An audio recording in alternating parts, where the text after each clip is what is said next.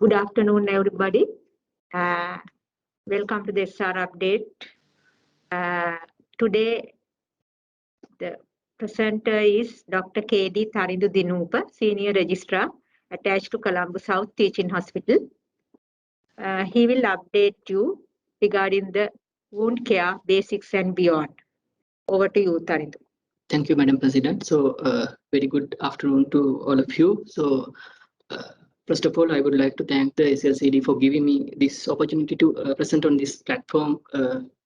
Today's my topic is the wound care basics and beyond. So, as a dermatologist or as a medical practitioner, we do have unconditional responsibility towards the patient who comes to us with wounds. Particularly in my lecture, I will be referring the term wound to the chronic wound.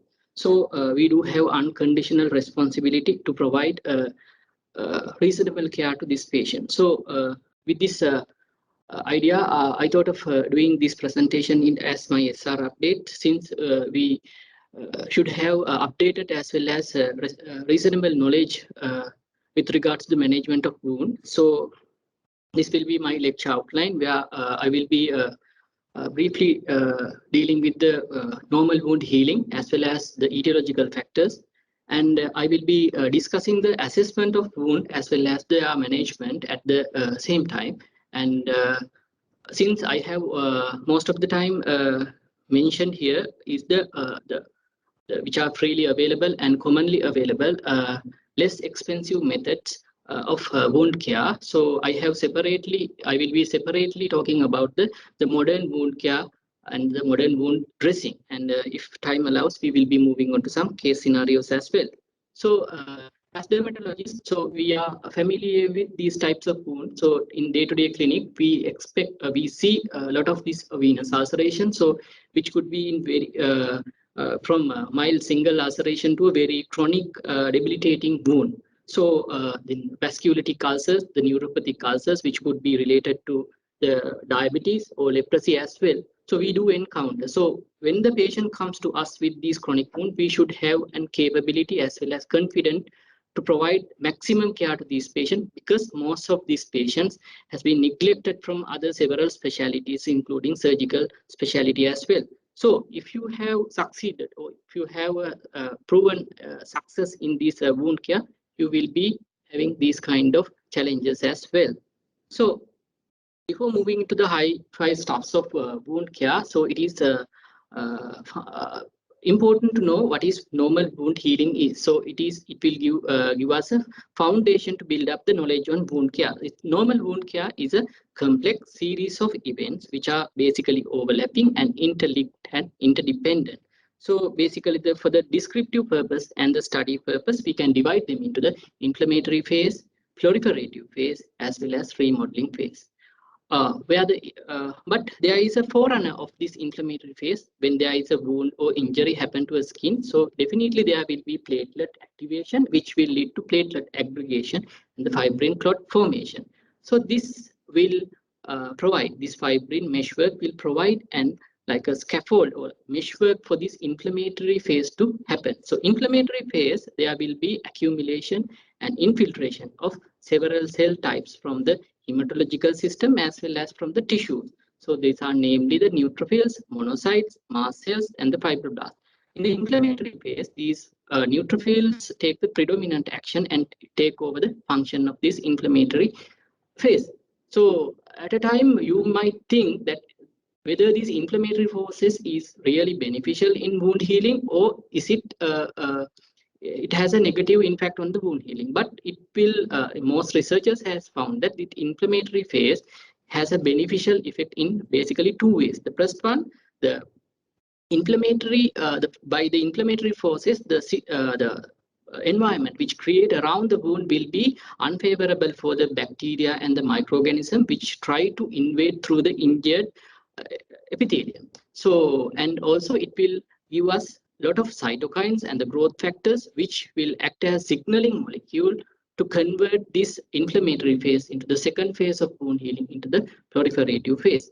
So the inflammatory phase we can be physically identified as yellowish slough-like material. So slough does not necessarily mean an infection. So slough is basically an indication that the wound is in the inflammatory phase. So most of the time this inflammation is due to either infection or some other cause, which could be the primary pathology as in the vasculitis. So with these growth factors and the signals, the wound then move on to the proliferation phase, where the physical hallmark of this proliferation phase is the granulation tissue, which is composed of this provisional extracellular matrix as well as the new blood vessel formation and the epithelialization, then which will in turn move into the epithelialization with the remodeling, which will lead to a fibrous scar.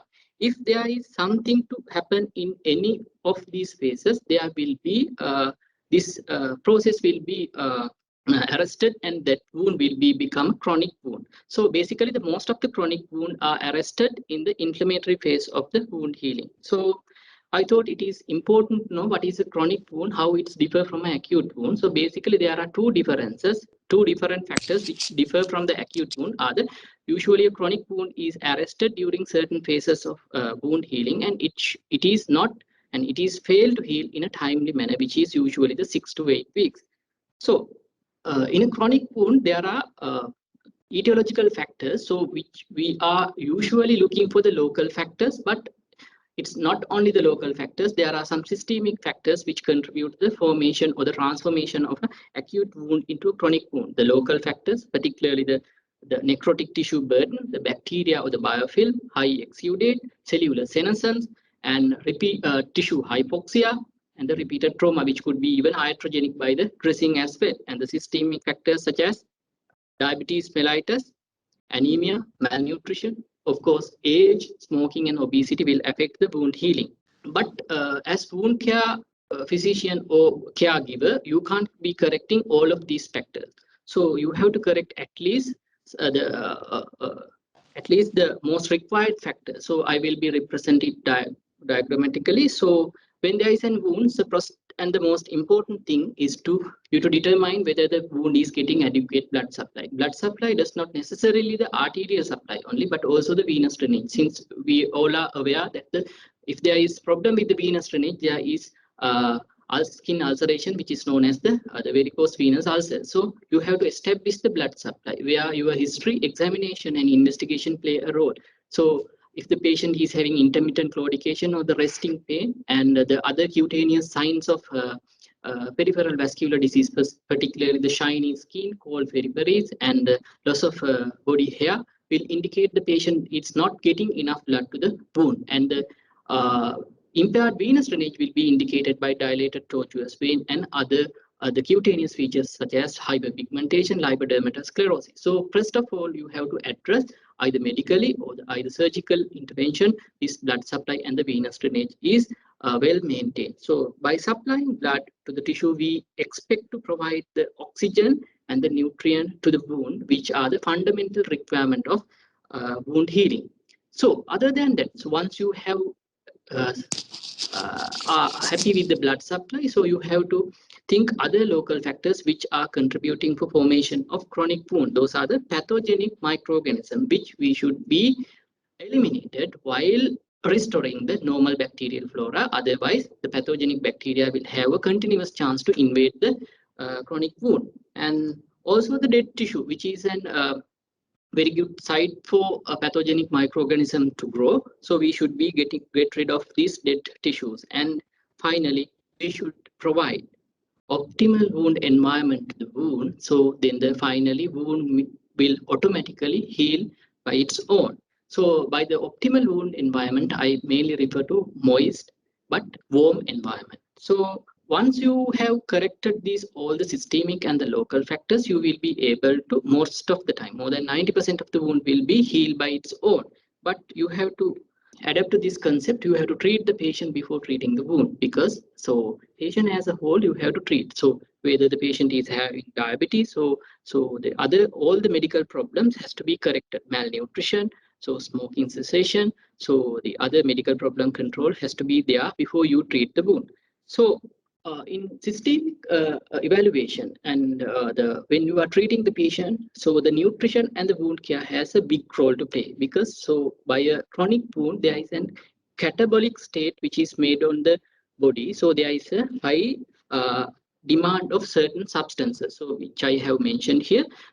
These are the normal the nutrients, macro and micronutrient, which are usually required by the normal person as well. But there is some increase in certain micro and macronutrient, particularly the proteins, vitamin C, iron, and the zinc. So which we should try to provide through a normal diet rather than a supplement. But if the diet is not adequate, we can go for a supplement. So I thought of discussing the tissue oxygenation, since the tissue oxygenation is a fundamental requirement for wound healing in a detailed manner. So all of us know the lungs and the heart are the most important organ when extracting the oxygen from the atmosphere, as well as this pumping this oxygen to the tissue. So when there is any medical condition affecting this organ, so there will be definitely will affect the tissue oxygenation. So to a certain level, we can medically improve these medical conditions. So once the pumping system is in a good health, so your conduit system, that is the blood vessel, comes to play. So the peripheral vascular disease and any congenital or acquired abnormalities, the emboli or in the blood vessels, so will affect the tissue oxygenation. So where your peripheral vascular disease, you can be managed either surgically by the bypass surgery, or you can your medical management like such as aspirin, atorvastatin, pentoxifylline, or other measures comes to play to correct these measures. So once the blood vessels are in a good position by your history examination and investigation, it could be with the felting of your peripheral pulses, or it could be confirmed with your peripheral arterial duplex or a venous duplex. So you have to correct or see the molecules which carry the oxygen. It is hemoglobin. So basically you have to correct the hemoglobin abnormality. It could be anemia, could be hemoglobinopathy. You can correct it into a certain degree, but of course anemia you can correct. So is it the intervention which can be done to increase the tissue oxygenation over here? It's not. So we do have other option which we have learned from our medical school level, that is oxygen hemoglobin dissociation curve. So these curves, so we know that if we can move, or if we can shift this curve towards the right, so we can increase or we can decrease the oxygen affinity of hemoglobin towards the oxygen, and which will invariably increase the unloading of oxygen at the tissue level. So meantime, so we have to prevent this curve moving left as well. So the two things we can done to shift this oxygen hemoglobin dissociation curve to right is we can reduce the pH. For example, we can use the acetic acid like wound dressing material to decrease the pH of wound, which will favor the oxygen unloading. And we can create increased temperature at the wound by compression dressing or the bandaging. So again, the infection invariably affect this oxygenation because most of the infections favors alkali media. So it will create an alkaline media. So it will invariably shift this oxygen hemoglobin dissociation curve towards the left. So by treating infection, you will be improving the tissue oxygenation as well. So then I will be moving on to the local factors which are contributing to the chronic wound formation and the management of these factors. This concept of controlling or managing these local factors is known as wound bed preparation, which is a holistic and systematic approach for basically the chronic wound, and actually introduced by a team led by a dermatologist. So with this idea, so the concept of time had been introduced by several wound care physicians, where the wound assessment and the wound management will be done through this concept. So where the T indicates the tissue management, I stands for the inflammation and the infection control, M stands for the moisture balance, E for the epithelial advance. So we'll move on to the T, that the tissue. So first of all, you have to identify whether the tissue type present in the wound is viable or unviable. So depending on this viability or unviability, so the management will be different. So certain tissue types, particularly the unviable tissue types such as slough and the necrotic tissues, you are very familiar with this blackish color necrotic tissue, which is basically the local lack of local blood supply, and the slough, which is glistening and somewhat white, can be firmly adherent or loosely adherent, which is not necessarily an infection. It will indicate an underlying inflammatory process. And the viable tissues, particularly the granulation tissue, which is fleshy colored, reddish tissue which covers the base. And of course, you have to identify the epithelializing island. So when a normal wound is in a proliferative or the remodeling phase, so it will try to re-epithelialize. So these epithelializing islands should be differentiated from this slough. Otherwise, we will be mistakenly damage these epithelializing foci, which will ultimately reduce the epithelialization process. So it is important to identify whether the tissues are viable or not, because we have to act fast in certain situations. So we can identify here the paleness of the wound and the dusky discoloration of the distal end. So it is actually a case of acute limb ischemia. So we have encountered 2 to 3 weeks back. So we have done urgent vascular referral, but unfortunately we couldn't save the limb, so patient ended up in a below knee amputation. So the slough and the necrotic tissue. So the treatment of choice is the debridement, where we have 5 types of debridement, that is surgical, mechanical, autolytic, enzymatic, and the biologic. So these are the theoretical types of debridement, but in common practice, so we do combine these several methods in a single wound care session. So the surgical debridement, of course, you remove the slough and the necrotic material surgically, so where you will definitely damage the normal tissue as well. So mechanical debridement means that so we can put a wet dressing over the particular necrotic or slough tissues, and we wait till it get dried, and this drying effect certainly attach the slough and the necrotic tissue into that dry dressing, and when we are removing it, the slough and the necrotic tissue will also be removed with the dressing, but it also will damage the normal healthy tissue as well. The autolytic debridement means that the body's own capability of lysing this slough and the necrotic material, but it has disadvantage of, so it is very effective in the when there is minimal necrotic or slough tissues. The enzymatic debridement, which is not commonly used in our practice because lack of this external enzymatic material, but we do use in certain level, which I will be discussing in a few slides later. The biologic debridement, which is the maggot treatment, of course, timely it can be unpleasant to the patient as well. These theoretical measures can be combined in the practical aspect. So in the practical point, so when there is slough and necrotic tissue, we can use hypertonic saline, so which is freely available and very less expensive, and which will not cause additional burden on the patient. So it can be used in certain wounds, particularly the chronic wound, necrotic wound, and the infected wound and the draining wound. So this hypertonic saline can be either used as a dressing or a hypertonic compression. So its osmotic activity or the tonicity will attract the water from the wound, which will ultimately dry up the slough and the necrotic material, which ultimately the slough and the necrotic will be attached to the gauze. So then there is a combination of action in the hypertonic saline. That is the first one I have already mentioned, that is the mechanical debridement, and the osmotic ability which drag the water from the wound will create a moist environment around the wound that will facilitate the autolytic debridement as well. So it has a mechanical debridement and the autolytic debridement capacity, since its osmotic action is well known. So, and also other than controlling the slough and the necrotic tissue, it has an ability to control the heavy exudation. So these are some evidences where the hypertonic saline is effective as a wound dressing. So you can imagine, so the first and the second, the pictures are 1 week apart. So we have put 24 hours of hypertonic saline compression followed by daily hypertonic saline dressing. So you can see how much of improvement is there. So with regard to the slough removal and the granulation tissue formation. So this is just to show the effectiveness of hypertonic saline in controlling heavy exudation. So urea is again freely available till this government restriction. So unfortunately, we are now having a shortage of urea.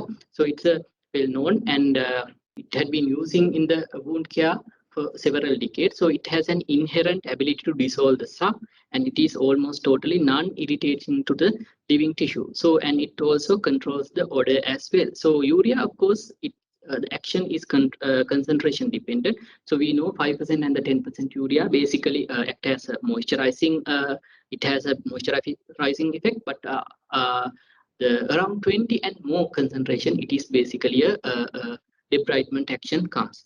So then the hydrogen peroxide, which was using since the ancient time, but the recent studies have found that the hydrogen peroxide will be suppressed if there is prolonged usage. There will be suppression of keratinocytes and the fibroblast function, which ultimately retard the wound healing process. But if you can use it in a timely and cautiously manner to oxidize slough and other materials. So this is how a hydrogen peroxide will oxidize the all organic material which is present on the wound. So it will affect definitely the normal healthy tissues as well. So but you can use in a very severely affected with wound with a slump. So papaya, so is again one of wonderful drug, wonderful medicinal plant or the medicinal fruit which can be used to treat the basically the slough. So it has two main action, that is enzymatic debridement, which comes from the papain and the chymopapain, and the antibacterial action basically to the Pseudomonas and the Staphylococcus aureus. And since it is a fruit, so it contains a lot of vitamin C, which is important in the collagen laying down. So papaya can be used. You have to be cautious to remove this the green part of this fruit. So otherwise there can be contact sensitization. So you have to take the inner pulp-like material. So you have to crush and you can apply over the wound, and you can kept it for about 24 hours. There can be promising results. So then the next tissue type is the granulation tissue. So the aim is to have a good granulation tissue. The overgranulation and the undergranulation both are not beneficial, should kept in a balance. Of course, we know the undergranulation will indicate that there is something to correct in the wound. But overgranulation, you might think, so the patient is having a good granulation tissue, why it is not healing? The problem is the surrounding epithelial tissue will not grow over this overgranulation. So again, overgranulation is not beneficial. If you found undergranulation, so that means the wound is not progressing into the proliferative phase. So you have to optimize all the parameters that I have mentioned already. So we have two options to improve the overgranulation: the platelet-rich plasma or the PRP treatment, and the tetrachlorodeca oxide, which the term we are not familiar, but of course I know you all are familiar with this oxoferrin.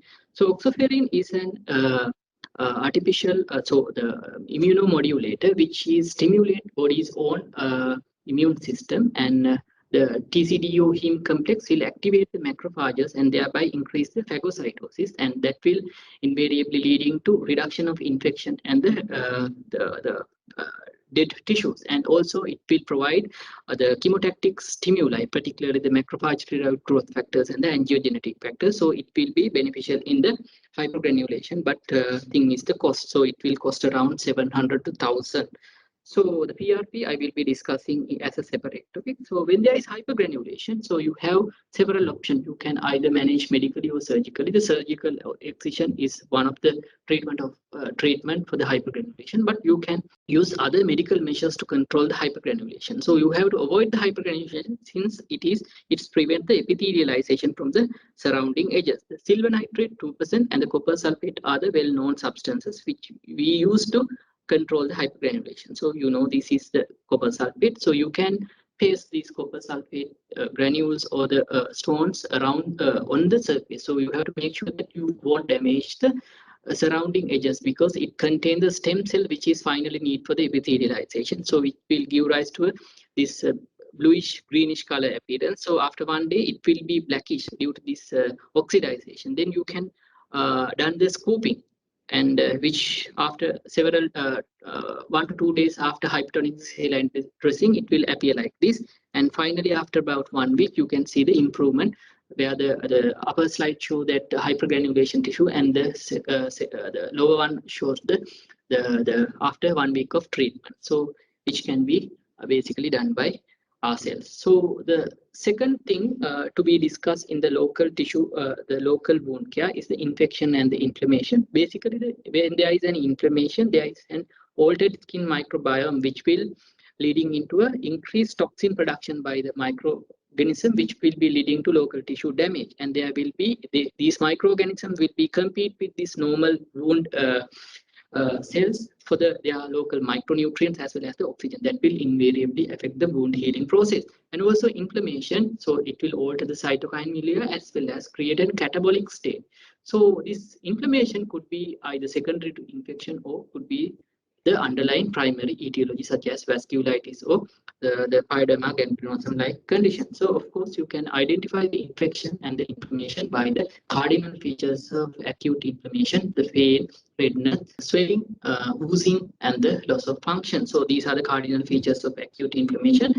Particularly in the chronic inflammation, some of these cardinal features are not there, such as pain. So pain is a subjective matter. So sometimes these nerves, peripheral nerves, get sensitized to these materials, and the pain sensation will be less. But when there is an acute flare-up with some infection or inflammation, this pain will be reappeared because these the cytokine milieu of this acute and chronic inflammation are different. So better to know what is infection and how it's differ from the colonization. So infection is the invasion of host tissue by the microorganism, and it will create symptoms on the patient, whereas the colonization is the mere presence of this organism on the tissue. So you can appreciate this colonization won't cause any symptoms, but the infection on the other hand will cause symptoms. So there is a term called the biofilm, which is most of the time we'll now talking about. So it is a separate biological system. So these microorganisms incorporated into a separate biological system where they are differ from their metabolic activity, matrix productions for ovulation. So they are sheltered from the outside as well as the inside. So out from the outside, they will be protected from this shelter from the desiccation and the topical antibiotics. So the major role in this formation of biofilm is the irrational use of antibiotic, and this biofilm formation will favor the causation and the maintenance of the drug resistant as well. The treatment of choice in the biofilm is the surgical removal or the chemical removal. So you can appreciate once a infection comes to the wound and they will be attached, and they will, with the irrational antibacterial usage and the improper wound care, they will form colony-like material, and but time to time they will release the microorganism which will cause then persistent inflammation, which ultimately result in a chronic wound. So when there is an infection, so you have to identify with the history and the examination, as I already mentioned, the unproportionate pain, the systemic symptoms such as fever and other systemic inflammatory features, and examination, tenderness, redness, and the oozing can be indicate an infection. So you have to do infection. So in the investigation, the place of wound soap culture is an important role, but you have to do it in a correct technique and you have to interpret it correctly as well. There are two methods which can be done to take an skin soap or the wound soap. So that is the 10-point method and the Levine method. So where in the 10-point method, you move the wound soap in a zigzag pattern while rotating the stick in between your fingers, and where in the Levine method you rotate in a circle manner, and while you rotating the stick and pressing the stick onto the wound as well. So while interpreting, you have to interpret with the clinical correlation, where you can see that they are giving the microscopy as well as the culture state and the culture isolation, and as well as if you have requested ABSD also, they will be give. So importance of this pus cell. So if you have taken a good sample, if there is pus cell, that means there is a lot of inflammation. So then you have to correlate with the correlated clinically as well. So there is high probability of infection to be there in the wound. But if there is no pus cells, so that usually signifies that there is no significant infection. If there is no clinical features suggestive of infection, that's could be a colonization as well. So you won't you won't be treating the patient with high-fi antibiotics, so you can go for the antiseptics as well. So these are the common organisms we encountered during our wound care, that Staph aureus, Pseudomonas, and MRSA. So the management of wound infection will basically the antibiotics, antimicrobial agents, and the antiseptics. So since these are very chronic problems, the antibiotic usage should be limited to a very indicated setup. So I won't be discussing the antibiotic therapy, but the antimicrobial agents and the antiseptics are very beneficial and very effective in the management of this chronic wound. So basic differences between the antiseptics and the antibiotics are the antibiotics will kill the microorganism and will prevent the regrowth of this microorganism by their innate ability. So depending on that, it could be either bactericidal or bacteriostatic, but whereas in the antiseptic, they will reduce the growth of this microorganism and without necessarily killing. So antibiotic will have the resistance, but the antiseptics will not have the resistance. So where the antimicrobial agents comes to play their role, the silver in wound care is a well-known substance. So silver, so it's a metal with broad spectrum antimicrobial action. So actions are concentration dependent. So this nanocrystalline or the slow releasing silver are beneficial in the infected wound. So it's basically beneficial in the infected wound, but in the non-infected wound, the little evidence to favor because it's basically act against the infection. So when there is no infection, it will depending on the concentration, it will damage or it will be exert toxic effect on the fibroblasts as well as the keratinocyte. So most of the silver containing either solution or the creams available are having higher silver concentration. So basically, what in the literature says it found 30 to 60 parts per million for a wound to act against the infection, but the most of the time it contained more than 3,000, 10,000 parts per million in our silver sulfadizing or the 2% or 1% silver nitrate solution. So it has a caustic and staining effect. So we have to be cautious not to damage the surrounding edge as well as the surrounding normal tissue, and we can the suppressive action on the fibroblast and the keratinocyte. With this effect, we can use it to treat the hypergranulation, which I have already mentioned. So the iodine in wound care, again, it's a broad spectrum antiseptic. So it's effective against the MRSA. That's why we use as an alternative for Hibitane bath, and no reported resistance up to now. So again, it is toxic to keratinocytes and the fibroblast, except in very lower concentration. So we have to use it very cautiously and timely. So the prolonged usage will be again sabotage the wound healing process. So since it is very effective in the slower releasing formulation, the slower releasing formulations such as the Cadoxima iodine is available in the market, but it's again costly. So it's around this granule packet will be around 1,600. So it has a dual action. This polymer containing media will absorb the exudates, and thereby they will release the iodine into the wound, which is bactericidal. So acetic acid has a good place and has a big role to play in the wound care. It mainly used an antimicrobial agent, and it acts against a variety of microorganisms. So particularly the Pseudomonas, 0.5% acetic acid or more concentration will be effective against the Pseudomonas. In a lower concentration, it's effective against the Staphylococcus and the Streptococcus organism as well. The acetic acid is easily available and less expensive. We know that the vinegar, which contain the 10% of acetic acid, so we can advise the patient to dilute it to 10 times and use as an wound dressing material. So it's also effective against the treatment of biofilm. So it basically has three mechanisms of action. So basically the acidic pH created by this acetic acid will reduce the bacterial growth and will reduce the bacterial damage. And also it will shift the oxygen hemoglobin dissociation curve to the right, thereby increase the tissue oxygenation as well. So these are some evidence. So the honey in the wound care also is used in the ancient time. It has several actions. So osmotic and moisture maintaining, antimicrobial, anti-inflammatory action. And other than these actions, they have a pH of 3 to 4.5. It will have similar effect as in the acetic acid. So inflammation, so you have to control the driving factors. So once you have controlled the driving factor, it could be the infection, it could be the underlying inflammatory process as in the vasculitis or pyoderma ganglion. You have to control the inflammatory process. So moving on to the third part of the local tissue management, the moisture balance. It is not universal. So the moisture will be dependent on your skin type, and it will be differ from the person to person, where the which type of moisture will be required for the wound healing process. So then you have to adjust according to the patient. So, but as a concept, the moist and warm environment will be required by most of the wound for their healing process. So it can be provided through very sophisticated, expensive wound care dressing, but in our resource poor setup and our very poor patients, we cannot give additional economical burden on them. What we have found is, so aloe vera is a good option to maintain the moisture. So it retains the skin moisture and the integrity. So there is the additional actions such as anti-inflammatory and skin protection action, and there has antimicrobial action as well.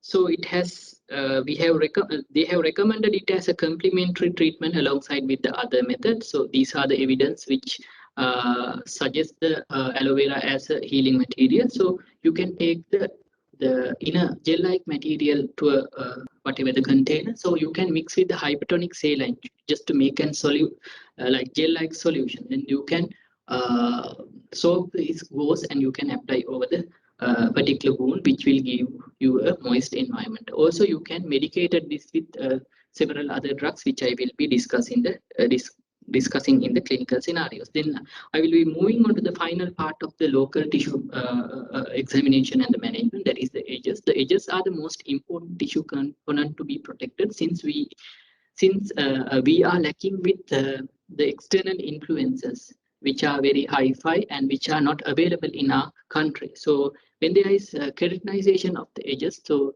this epithelialization won't happen. So you have to do some surgical procedures to saucerize this epithelial keratinization tissue, as well as we have to protect edges from fibrosing, as well as, since those are chronic wounds, so we have to be aware about the malignant transformation of the edges as well.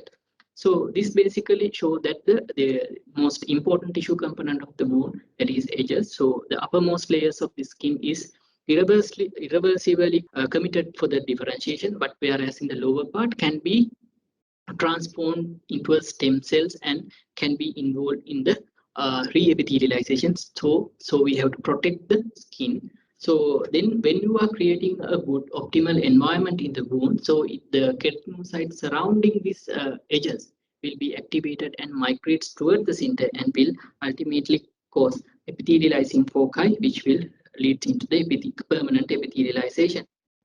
As I mentioned, it is the most important tissue to protect, and mobility is almost of the time restricted, and the external influences are limited for few options. So then comes the PRP. So in management of this epithelialization, PRP plays a big role because it has several growth factors, and the mechanism of actions and the advantages I have already mentioned. So you can see the growth factors which is required for the certain phases of this wound healing are how matching with the growth factors which provide from this autologous PRP. So basically, so these are the evidence that to suggest that it has an important role in the wound healing. So this is the PRP, the sample which can be taken from the blood bank. So it will take around 40 to 50 minutes. So you can, depending on the amount, you can either apply it to the edge or the surface, depending on the amount, or you can combine even it with the subcutaneous injection as well. So since I have mentioned about this easily available, expensive method, so I thought it beneficial to talk about something about this wound dressing as well. So basically the wound dressing can be divided into traditional wound dressing and the modern wound dressing. So traditional wound dressing, also these goes plasters and the bandages. So it could be depending on the purpose, which can be primary dressing or a secondary dressing. So the modern wound dressing, the problem is they are of course effective, but it is very expensive. So most of the time our patient cannot be afforded. So there are four types of wound dressing. So semi-permeable film dressing. So you know that is the well-known brand name, the Tegaderm. So it will provide a moist environment and it will facilitate the gaseous exchange, but will not allow the microorganism to penetrate the Tegaderm dressing. So it is recommended in epithelializing wound, which basically should be superficial and without very much of exudate. Then the semi-permeable foam dressing is the other group, which is basically designed for the absorptive purpose. So it can be used in the exudative wounds as well. So it has two layers, the inner hydrophilic layer and the outer hydrophobic layer, which will prevent the water entering into the wound from the external environment. So these wound dressings are very expensive. The 10 by 10 centimeter piece will be around 1,700 to 2,000. So hydrogel, so you know that intrasite gel or other hydrogels will basically designed to provide moisture to the wound, and it will rehydrate the wound and will activate the autolytic debridement. Again, 1,700 to 200 of price in the market. And the hydrocolloid dressings, again, it has a inner colloidal layer and an outer water impermeable layer, basically designed for the absorptive purpose. So alginates are not much available in our country. So depending on the patient's factor, whether it is exudating, pain, bleeding, you can choose the modern wound dressing. But from our experience, so we can actually manage even without these sophisticated, expensive dressing. So that's the summary. So we will be moving on to the few clinical scenarios. So this patient actually, so we got this patient, a young patient, 34-year-old female, coming with this chronic leg ulcer for more than 7 years duration. But actually she came with a clinic book where there is a biopsy report which she was treated as vasculitis depth zone. But we, with our consultant's opinion, we have challenged the biopsy, and since we thought, considering all the factors, this is basically matched with a venous ulceration, we have omitted the depth zone and we have started the 4-layer dressing. So this is after 4 weeks of 4-layer dressing, that is weekly dressing. You can see the improvement from the plus side to the last slide. So this is only after 4 sessions of 4-layer dressing bandage. So now she is actually very happy, and so she's coming with very nice smile. So imagine how relief to the patient when he has suffered for more than 7 years with this ulcer. So actually the picture does not show the actual presentation. It was very greenish and sloppy. So this is after wound bed preparation. So as in this case, this one is an elderly patient who was actually treated in our unit for a small vessel vasculitis. So we have found this venous ulcer. Again, we have treated with, even in the COVID era. So we have advised to put compression bandage at home even. So we were able to improve her leg and create this much of improvement. This patient, again, even though it is small size, it had been there for more than 7 years. This patient actually a diplegic patient who comes in the wheelchair, and he's suffering from this.